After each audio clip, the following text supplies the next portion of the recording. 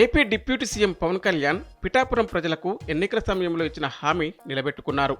పిఠాపురం నియోజకవర్గ ప్రజలకు వైద్య ఆరోగ్య శాఖ గుడ్ న్యూస్ చెప్పింది.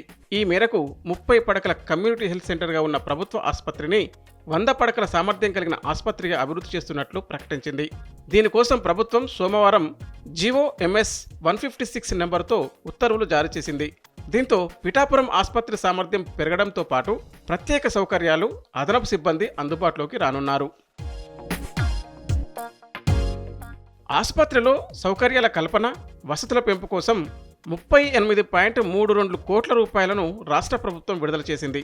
పెంచిన పడకలకు అవసరమైన ప్రత్యేక భవనాలు, ఆపరేషన్ థియేటర్లు, వార్డులు, కావలసిన ప్రత్యేకమైన సౌకర్యాల కల్పనకు ఈ నిధులను వినియోగించనున్నారు. పెరిగిన ఆసుపత్రి సామర్థ్యానికి అనుగుణంగా 66 మంది అదనపు వైద్య సిబ్బందిని నియమించనున్నారు. వైద్యులతో పాటు నర్సులు, వైద్య సిబ్బందిని నియమిస్తారు. ప్రస్తుతం ఉన్న వాటితో పాటు అదనపు విభాగాలు రానున్నాయి. పిఠాపురం ఆసుపత్రికి జనరల్ సర్జన్, చెవి, ముక్కు, గొంతు నిపుణులు, కంటి వైద్యం, ఆర్థోపెటిక్స్, పెథాలజీ, డెంటల్, రేడియాలజీ వంటి కీలక విభాగాలు రానున్నాయి. డిప్యూటీ సీఎం పవన్ కళ్యాణ్ హామీ ఇచ్చిన 6 నెలలలోపే అది అమలు కావడం సంతోషంగా ఉందంటున్నారు పిఠాపురం వాసులు. దీంతో పిఠాపురం నియోజకవర్గంలోని గ్రామాలతో పాటు సమీప నియోజకవర్గాల ప్రజలకు పూర్తిస్థాయి వైద్య సేవలు అందుబాటులోకి రానున్నాయి.